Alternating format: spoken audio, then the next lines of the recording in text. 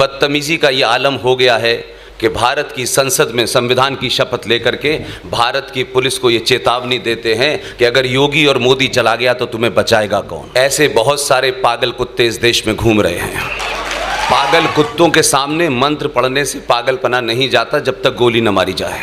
जो ये बार बार कहता है कि ये हिंदुस्तान किसी के बाप का नहीं है, उसको अपने बाप का पता नहीं है। इस देश में ये बिन बाप की औलादें घूम रही हैं और इस देश के बाप की चिंता कर रही हैं। अगर इस राष्ट्र का कोई बाप है तो वेद व्यास है। अब ये अपने बाप को ढूंढने लगे हैं क्योंकि बाप आ गया है।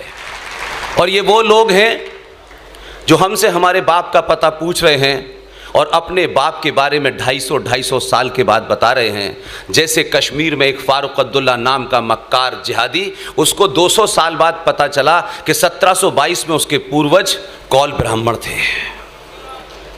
अब ये अपने बाप को ढूंढने लगे हैं क्योंकि बाप आ गया है। उससे पहले बाप को नहीं ढूंढते थे, ये किसी के भी बाप के बारे में पूछते थे। एक और मक्कार था जिसने इस देश को एक लेमन चूस की गोली पकड़ाई और आप उस लेमन चूस को चूस रहे हैं। उस मक्कार का नाम था मोहम्मद इकबाल, जिसने भारत का तराना लिखा।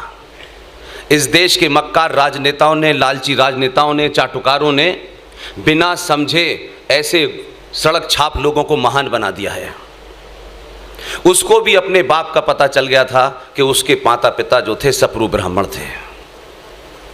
उसने तराना लिखा, भारत के लोगों को बता गया कि आप इसे पढ़ते रहिए। लेकिन उसने एक तराना लिखा जिसके बारे में इस देश में बड़े बड़े दानिश्वर नहीं बताते। उस तराने का नाम है मिल्ली तराना। उसमें वो अपनी वो ख्वाहिश जाहिर करता है जिसके कारण उसकी पाकिस्तान के अंदर लाहौर में कब्र बनी हुई है।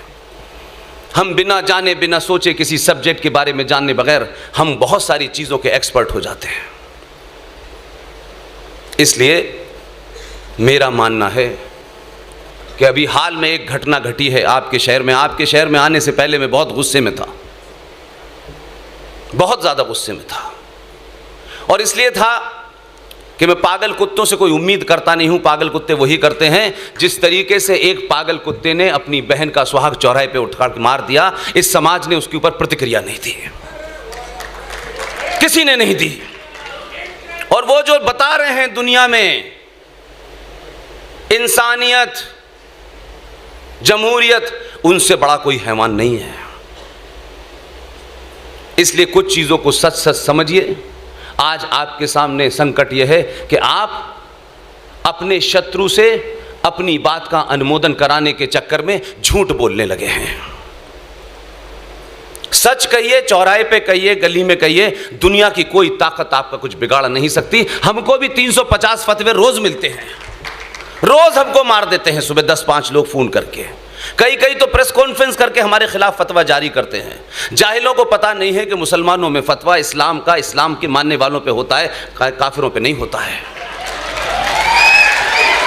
लेकिन दुकान चल रही है इस देश के अंदर। हम जिस तालीमी इदारे में पढ़े थे, बचपन में मौलाना साहब ने हमको मार मार के कुरान शरीफ की आयतें रटाई। आज जब मैं उस दौर को देखता हूं और आज जो कुछ इस देश में हो रहा है तो मुझे बड़ा ताज्जुब लगता है। कुछ मक्कार टेलीविजन पे आ जाएंगे, कहेंगे देखिए ये भाईचारा है, ये गंगा जमुना तहजीब है। ये दुनिया के सबसे बड़े फ्रॉड शब्द हैं। मौलवी साहब की वो बात मुझे अभी भी याद है कि वो क्या करते थे कि फरमाया गया है कि जहां आप नमाज पढ़ रहे हैं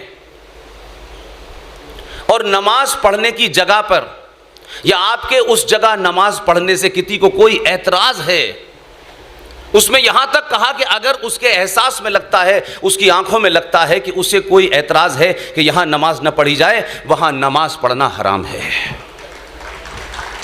ये हम पढ़ के आए थे। लेकिन आज हम ये देख रहे हैं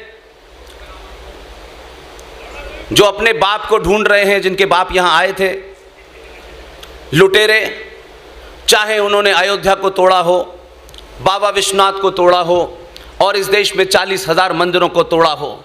इस्लाम एक तरफ और फ्रॉड और मक्कारी पूरे चरम पर है कि कुछ लोग उस मस्जिद में नमाज पढ़ने के लिए, इस देश में दंगा करने के लिए सड़कों पे उतरे हुए हैं, जिस मस्जिद के नीचे बाबा विश्वनाथ की मूर्तियां रखी हुई हैं। यह है इस देश में मक्कारी।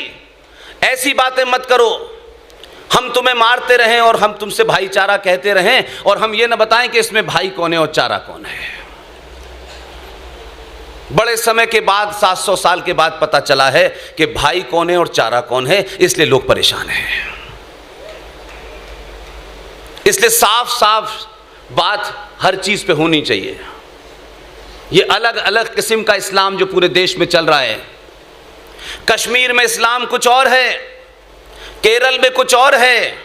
जहां 5% है वहां भाईचारा है, जहां 15% है वहां मानेंगे नहीं, और जहां मेजॉरिटी है वहां कश्मीर में कश्यप ऋषि के वंशजों को बिना उनके किसी कसूर के कश्मीर के अंदर मुसलमान इस्लामिक जिहादियों ने 2500 कश्मीरी हिंदू पंडितों की हत्या की, रेप किया, मर्डर किया और 5 लाख को भागने पे वापस कर दिया। लेकिन हिंदुस्तान का मुसलमान मक्कार आज भी बोलता है देखिए वो भाईचारा है, वो बाहर से आए थे, यहां से आए थे। ये नहीं कहता है कि हमें उतनी ही नफरत थी कि जिस लड़की ने अपना मजहब छोड़ करके सनातन का नाम पल्लवी रखा, उसने अपनी बहन के सुहाग को उजाड़ दिया। आपके नफरत का आलम यह है, लेकिन झूठ बोलने में सबसे आगे खड़े हुए हैं या आपको मूर्ख बना रहे हैं। इसलिए इस देश में कर्नल साहब से कहना चाहता हूं, कर्नल साहब आपकी फौज का जनरल पहला जनरल इस देश में हुआ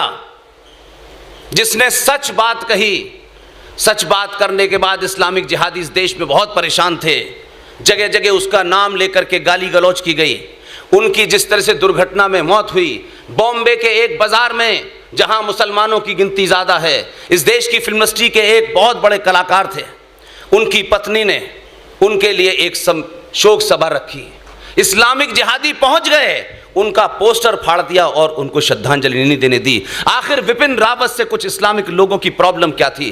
क्यों उन्होंने ये कहा? क्योंकि विपिन रावत ने साफ साफ कहा कि भारत 2.5 युद्ध में ग्रस्त है। आपके पश्चिम में पाकिस्तान है, पूर्व में बांग्लादेश है, और इस देश के अंदर कई करोड़ जिहादी जो हैं वो इस देश की व्यवस्था को छिन्न भिन्न कर देना चाहते हैं। इस कहने से कुछ लोगों ने उसकी शोक सभा नहीं होने दी।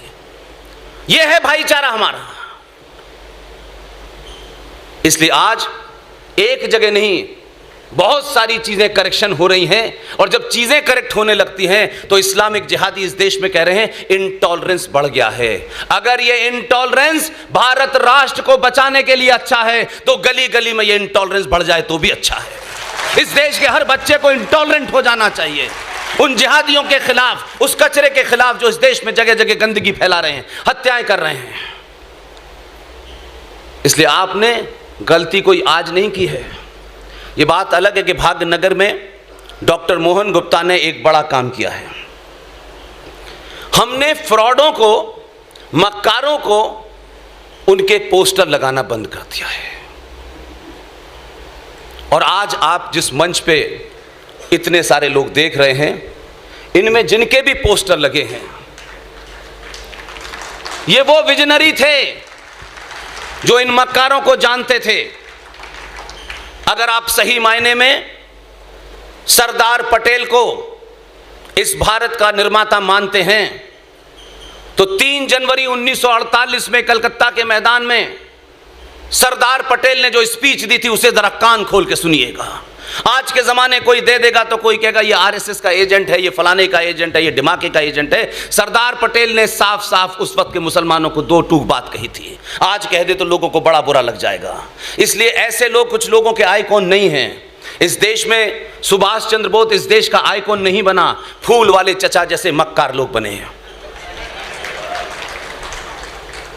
इसलिए सच बोलिए, सच से ज्यादा कुछ भी इंपॉर्टेंट नहीं है। और जो सच बोलता है उसे डराने वाले बहुत होते हैं लेकिन डरा नहीं पाते हैं। यूं तो अब इस शहर में आने में बहुत लोगों को डर लगता है क्योंकि इस शहर में डराने वाले जिहादी बहुत रहते हैं। और वो यही नहीं डराते, वो दूसरे शहरों में जाके भी डराने की कोशिश करते हैं। और बदतमीजी का ये आलम हो गया है कि भारत की संसद में संविधान की शपथ लेकर के भारत की पुलिस को ये चेतावनी देते हैं कि अगर योगी और मोदी चला गया तो तुम्हें बचाएगा कौन। ऐसे बहुत सारे पागल कुत्ते इस देश में घूम रहे हैं।